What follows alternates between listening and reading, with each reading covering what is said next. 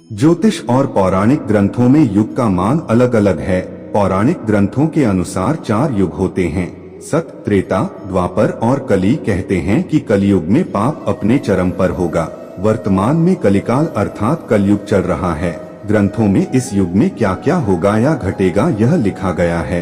यह भी है कि इस युग में जब कहीं भी प्रलय होगा तो सिर्फ हरि कीर्तन ही उसे बचाएगा। आओ जानते हैं कि कलयुग के संबंध में ग्रंथों में क्या लिखा है। 1. सतयुग। सतयुग में प्रतीकात्मक तौर पर धर्म के 4 पैर थे। सतयुग में मनुष्य की लंबाई 32 फीट अर्थात लगभग 21 हाथ बताई गई है। इस युग में पाप की मात्रा 0 विश्वा अर्थात 0% होती है। पुण्य की मात्रा 20 विश्वा अर्थात 100% होती है। राजा हरिश्चंद्र हुए थे। हरिश्चंद्र ने सत्य के लिए खुद के परिवार और अंत में खुद का बलिदान भी दे दिया था। 2. त्रेतायुग। त्रेतायुग में धर्म के 3 पैर थे। इस युग में मनुष्य की लंबाई 21 फीट अर्थात लगभग 14 हाथ बताई गई है। इस युग में पाप की मात्रा 5 विश्वा अर्थात 25% होती है और पुण्य की मात्रा 15 विश्वा अर्थात 75% होती है। इस युग में विष्णु का वामन और राम अवतार हुआ था। असुर राज बाली ने 3 पग में धरती दान कर दी, जबकि राक्षस राज रावण से सीता का अपहरण करने के बाद उन्हें छुआ तक नहीं। 3. द्वापर। द्वापर में धर्म के 2 पैर ही रहे। इस युग में मनुष्य की लंबाई 11 फीट अर्थात लगभग 7 हाथ बताई गई है। इस युग में पाप की मात्रा 10 विश्वा अर्थात 50% होती है, जबकि पुण्य की मात्रा 10 विश्वा अर्थात 50% होती है। मतलब यह कि इस युग में आधे मनुष्य पापी और आधे पुण्यात्मा थे। इसी युग में महाभारत का युद्ध हुआ था। यह युद्ध धर्म युद्ध ही था। कृष्ण ने धर्म की रक्षा की थी। 4. कलियुग। द्वापर में 2 पैर और अब कलिकाल में धर्म के पैरों का कोई नामो निशान नहीं है। धर्म अब पंगु बन गया है। इस युग में मनुष्य की औसत लंबाई 5 फीट 5 इंच अर्थात लगभग 3.5 हाथ बताई गई है। इस युग में धर्म का सिर्फ 1/4 अंश ही रह जाता है। इस युग में पाप की मात्रा 15 विश्वा अर्थात 75% होती है, जबकि पुण्य की मात्रा 5 विश्वा अर्थात 25% होती है। लेकिन वर्तमान में देखा जा रहा है कि कलिकाल अपने चरम पर है। यह जो 25% पुण्य की मात्रा बताई गई है, यह अब कहीं भी नजर नहीं आती है। महज 5% ही पुण्य कहीं बचा होगा। अब तो चारों तरफ पाप ही पाप नजर आता है। आओ जानते हैं कैसे। कलयुग का वर्णन कृष्ण की नजर में। 1. कलयुग का वर्णन करते हुए श्री कृष्ण कहते हैं कि कलयुग में ऐसे लोगों का राज्य होगा जो दोनों ओर से शोषण करेंगे, बोलेंगे कुछ और करेंगे कुछ, मन में कुछ और कर्म में कुछ। ऐसे ही लोगों का राज्य होगा। इसी प्रकार कलयुग में ऐसे लोग रहेंगे जो बड़े ज्ञानी और ध्यानी कहलाएंगे। वे ज्ञान की चर्चा तो करेंगे, लेकिन उनके आचरण राक्षसी होंगे। बड़े पंडित और विद्वान कहलाएंगे, किंतु वे यही देखते रहेंगे कि कौन सा मनुष्य मरे और हमारे नाम से संपत्ति या पद कर जाए। 2. कलयुग का मनुष्य शिशुपाल हो जाएगा। कलयुग में बालकों के लिए ममता के कारण इतना करेगा कि उन्हें अपने विकास का अवसर ही नहीं मिलेगा। मोहमाया में ही घर बर्बाद हो जाएगा। किसी का बेटा घर छोड़कर साधु बनेगा तो हजारों व्यक्ति दर्शन करेंगे, किंतु यदि अपना बेटा साधु बनता होगा तो रोएंगे कि मेरे बेटे का क्या होगा। इतनी सारी ममता होगी कि उसे मोहमाया और परिवार में ही बांधकर रखेंगे और उसका जीवन वहीं खत्म हो जाएगा। अंत में बेचारा अनाथ होकर मरेगा। 3. कलयुग में धनाढ्य लोग लड़के लड़की के विवाह में, मकान के उत्सव में, छोटे बड़े उत्सवों में तो लाखों रुपए खर्च कर देंगे, परंतु पड़ोस में ही यदि कोई भूखा प्यासा होगा तो यह नहीं देखेंगे कि उसका पेट भरा है या नहीं। उनका अपना ही सगा भूख से मर जाएगा और वे देखते रहेंगे। दूसरी ओर मौज, मदिरा, मांस भक्षण, सुंदरता और व्यसन में पैसे उड़ा देंगे, किंतु किसी के 2 आंसू पोंछने में उनकी रुचि न होगी। 4. कलयुग में मानव का मन नीचे गिरेगा, उसका जीवन पतित होगा। यह पतित जीवन धन की शिलाओं से नहीं रुकेगा, न ही सत्ता के वृक्षों से रुकेगा, किंतु हरि नाम के एक छोटे से पौधे से, हरि कीर्तन के एक छोटे से पौधे से मनुष्य जीवन का पतन होना रुक जाएगा। कलयुग का वर्णन पुराणों में। एक डॉट पुराणों में लिखा है कि जो व्यक्ति, संगठन या समाज वेद विरुद्ध आचरण कर भारत की धार्मिक और सांस्कृतिक एकता को खंडित करेगा, उसका आने वाले समय में समूल नाश हो जाएगा। पुराणकार मानते हैं कि जैसे जैसे कलयुग आगे बढ़ेगा, वैसे वैसे भारत की गद्दी पर वेद विरोधी लोगों का शासन होने लगेगा। ये ऐसे लोग होंगे जो जनता से झूठ बोलेंगे और अपने कुतर्कों द्वारा एक दूसरे की आलोचना करेंगे और जिनका कोई धर्म नहीं होगा। ये सभी विधर्मी होंगे। ये सभी मिलकर भारत को तोड़ेंगे और अंततः भारत को एक अराजक भूमि बनाकर छोड़ देंगे। ज्यों-ज्यों घोर कलयुग आता जाएगा, त्यों-त्यों सौराष्ट्र, अवंती, अधीर, शूर, अर्बुद और मालव देश के ब्राह्मणगण संस्कार शून्य हो जाएंगे तथा राजा लोग भी शूद्रतुल्य हो जाएंगे। अपनी तुच्छ बुद्धि को ही शाश्वत समझकर कुछ मूर्ख ईश्वर की तथा धर्म ग्रंथों की प्रामाणिकता मांगने का दुस्साहस करेंगे। इसका अर्थ है कि उनके पाप जोर मार रहे हैं।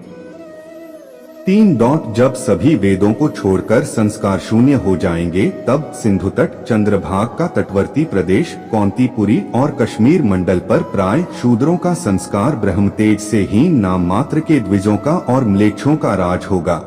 सबके सब राजा, राजनेता आचार विचार में म्लेच्छ प्राय होंगे। वे सब एक ही समय में भिन्न भिन्न प्रांतों में राज करेंगे। ये सबके सब परले सिरे के झूठे, अधार्मिक और स्वल्प दान करने वाले होंगे। छोटी बातों को लेकर ही ये क्रोध के मारे आगबबूला हो जाएंगे। ये दुष्ट लोग स्त्री, बच्चों, गौओं और ब्राह्मणों को मारने में भी नहीं हिचकेंगे। दूसरे की स्त्री और धन हथिया लेने में ये सदा उत्सुक रहेंगे। न तो इन्हें बढ़ते देर लगेगी और न घटते। इनकी शक्ति और आयु थोड़ी होगी। राजा के वेश में ये म्लेच्छ ही होंगे। 4. वे लूट खसोट कर अपनी प्रजा का खून चूसेंगे। जब ऐसा शासन होगा तो देश की प्रजा में भी वैसा ही स्वभाव, आचरण, भाषण की वृद्धि हो जाएगी। राजा लोग तो उनका शोषण करेंगे ही, आपस में वे भी एक दूसरे को उत्पीड़ित करेंगे और अंततः सबके सब नष्ट हो जाएंगे। भागवत पुराण 5. भविष्योत्तर पुराण अनुसार ब्रह्मा जी ने कहा, हे नारद, भयंकर कलियुग के आने पर मनुष्य का आचरण दुष्ट हो जाएगा और योगी भी दुष्ट चित्त वाले होंगे। संसार में परस्पर विरोध फैल जाएगा। द्विज, ब्राह्मण, क्षत्रिय, वैश्य दुष्ट कर्म करने वाले होंगे और विशेषकर राजाओं में चरित्रहीनता आ जाएगी। देश देश और गांव गांव में कष्ट बढ़ जाएंगे। संतजन दुखी होंगे। अपने धर्म को छोड़कर लोग दूसरे धर्म का आश्रय लेंगे। देवताओं का देवत्व भी नष्ट हो जाएगा और उनका आशीर्वाद भी नहीं रहेगा। मनुष्यों की बुद्धि धर्म से विपरीत हो जाएगी और पृथ्वी पर म्लेच्छों के राज्य का विस्तार हो जाएगा। 6. महर्षि व्यास जी के अनुसार कलयुग में मनुष्य में वर्ण और आश्रम संबंधी प्रवृत्ति नहीं होगी। वेदों का पालन कोई नहीं करेगा। कलयुग में विवाह को धर्म नहीं माना जाएगा। शिष्य गुरु के अधीन नहीं रहेंगे। पुत्र भी अपने धर्म का पालन नहीं करेंगे। कोई किसी कुल में पैदा ही क्यों न हुआ, जो बलवान होगा वही कलयुग में सबका स्वामी होगा। सभी वर्णों के लोग कन्या बेचकर निर्वाह करेंगे। कलयुग में जो भी किसी का वचन होगा वही शास्त्र माना जाएगा। 7. कलयुग में थोड़े से धन से मनुष्यों में बड़ा घमंड होगा। स्त्रियों को अपने केशों पर ही रूपवती होने का गर्व होगा। कलयुग में स्त्रियां धनहीन पति को त्याग देंगी। उस समय धनवान पुरुष ही स्त्रियों का स्वामी होगा। जो अधिक देगा उसे ही मनुष्य अपना स्वामी मानेंगे। उस समय लोग प्रभुता के ही कारण संबंध रखेंगे। 8. द्रव्य राशि घर बनाने में ही समाप्त हो जाएगी। इससे दान पुण्य के काम नहीं होंगे और बुद्धि धन के संग्रह में ही लगी रहेगी। सारा धन उपभोग में ही समाप्त हो जाएगा। कलयुग की स्त्रियां अपनी इच्छा के अनुसार आचरण करेंगी। हाव भाव विलास में ही उनका मन लगा रहेगा। अन्याय से धन पैदा करने वाले पुरुषों में उनकी आसक्ति होगी। कलयुग में सब लोग सदा सबके लिए समानता का दावा करेंगे। 9. कलयुग की प्रजा बाढ़ और सूखे के भय से व्याकुल रहेगी।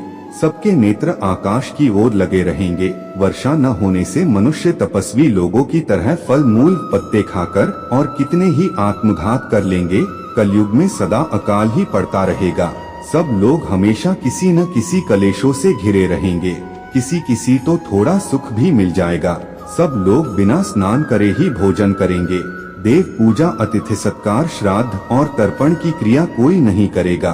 कलयुग की स्त्रियां लोभी, नाटी, अधिक खाने वाली और मंद भाग्य वाली होंगी। गुरुजनों और पति की आज्ञा का पालन नहीं करेंगी तथा पर्दे के भीतर भी नहीं रहेंगी। अपना ही पेट पालेंगी, क्रोध में भरी रहेंगी, देह शुद्धि की ओर ध्यान नहीं देंगी तथा असत्य और कटु वचन बोलेंगी। इतना ही नहीं, वे दुराचारी पुरुषों से मिलने की अभिलाषा करेंगी। 10 ब्रह्मचारी लोग वेदों में कहे गए व्रत का पालन किए बिना ही वेदाध्यापन करेंगे। गृहस्थ पुरुष न तो हवन करेंगे न ही सत्पात्र को उचित दान देंगे। वनों में रहने वाले वन के कंदमूल आदि से निर्वाह न करके ग्रामीण आहार का संग्रह करेंगे और सन्यासी भी मित्र आदि के स्नेह बंधन में बंधे रहेंगे। कलयुग आने पर राजा प्रजा की रक्षा न करके बल्कि कर के बहाने प्रजा के ही धन का अपहरण करेंगे। अधम मनुष्य संस्कारहीन होते हुए भी पाखंड का सहारा लेकर लोगों ठगने का काम करेंगे। उस समय पाखंड की अधिकता और अधर्म की वृद्धि होने से लोगों की आयु कम होती चली जाएगी। उस समय 5, 6 अथवा 7 वर्ष की स्त्री और 8, 9 या 10 वर्ष के पुरुषों से ही संतान होने लगेंगी। घोर कलयुग आने पर मनुष्य 20 वर्ष तक भी जीवित नहीं रहेंगे। उस समय लोग मंदबुद्धि, व्यर्थ के चिन्ह धारण करने वाले, बुरी सोच वाले होंगे। 11 लोग ऋण चुकाए बिना ही हड़प लेंगे तथा जिसका शास्त्र में कहीं विधान नहीं है, ऐसे यज्ञों का अनुष्ठान होगा। मनुष्य अपने को ही पंडित समझेंगे और बिना प्रमाण के ही सब कार्य करेंगे। तारों की ज्योति फीकी पड़ जाएगी, 10 दिशाएं विपरीत होंगी। पुत्र पिता को तथा बहुएं सास को काम करने भेजेंगी। कलयुग में समय के साथ साथ मनुष्य वर्तमान पर विश्वास करने वाले, शास्त्र ज्ञान से रहित, दंभी और अज्ञानी होंगे। जब जगत के लोग सर्वभक्षी हो जाएं, स्वयं ही आत्मरक्षा के लिए विवश हो तथा राजा उनकी रक्षा करने में असमर्थ हो जाएंगे, तब मनुष्यों में क्रोध लोभ की अधिकता हो जाएगी। 12 कलयुग के अंत के समय बड़े बड़े भयंकर युद्ध होंगे। भारी वर्षा, प्रचंड आंधी और जोरों की गर्मी पड़ेगी। लोग खेती काट लेंगे, कपड़े चुरा लेंगे, पानी पीने का सामान और पेटियां भी चुरा ले जाएंगे। चोर अपने ही जैसे चोरों की संपत्ति चुराने लगेंगे। हत्यारों की भी हत्या होने लगेगी। चोरों से चोरों का नाश हो जाने के कारण जनता का कल्याण होगा। युगांत काल में मनुष्यों की आयु अधिक से अधिक 30 वर्ष की होगी। 13 मनुष्य की औसत आयु 20 वर्ष ही रह जाएगी। 5 वर्ष की उम्र में स्त्री गर्भवती हो जाया करेगी। 16 वर्ष में लोग वृद्ध हो जाएंगे और 20 वर्ष में मृत्यु को प्राप्त हो जाएंगे। इंसान का शरीर घटकर बोना हो जाएगा। ब्रह्मवैवर्त पुराण में बताया गया है कि कलयुग में ऐसा समय भी आएगा जब इंसान की उम्र बहुत कम रह जाएगी, युवावस्था समाप्त हो जाएगी। कली के प्रभाव से प्राणियों के शरीर छोटे छोटे, क्षीण और रोगग्रस्त होने लगेंगे। 14 श्रीमद् भागवत के 12 स्कंध में कलयुग के धर्म के अंतर्गत श्री सुखदेव जी परीक्षित जी से कहते हैं, ज्यों ज्यों घोर कलयुग आता जाएगा त्यों त्यों उत्तरोत्तर धर्म, सत्य, पवित्रता, क्षमा, दया, आयु, बल और स्मरण शक्ति का लोप होता जाएगा। अर्थात लोगों की आयु भी कम होती जाएगी जब कलिकाल बढ़ता चला जाएगा। कलयुग के अंत में जिस समय कल की अवतार अवतरित होंगे उस समय मनुष्य की परम आयु केवल 20 या 30 वर्ष होगी। जिस समय कल की अवतार आएंगे चारों वर्णों के लोग शूद्रों, बोने के समान हो जाएंगे। गौएं भी बकरियों की तरह छोटी छोटी और कम दूध देने वाली हो जाएगी। 15 कलयुग के अंत में संसार की ऐसी दशा होगी कि अन्न नहीं उगेगा। लोग मछली मांस ही खाएंगे और भेड़ व बकरियों का दूध पिएंगे। गाय तो दिखना भी बंद हो जाएगी, होगी तो वह बकरी समान होगी। एक समय ऐसा आएगा जब जमीन से अन्न उपजना बंद हो जाएगा, पेड़ों पर फल नहीं लगे। धीरे धीरे ये सारी चीजें विलुप्त हो जाएंगी। गाय दूध देना बंद कर देगी।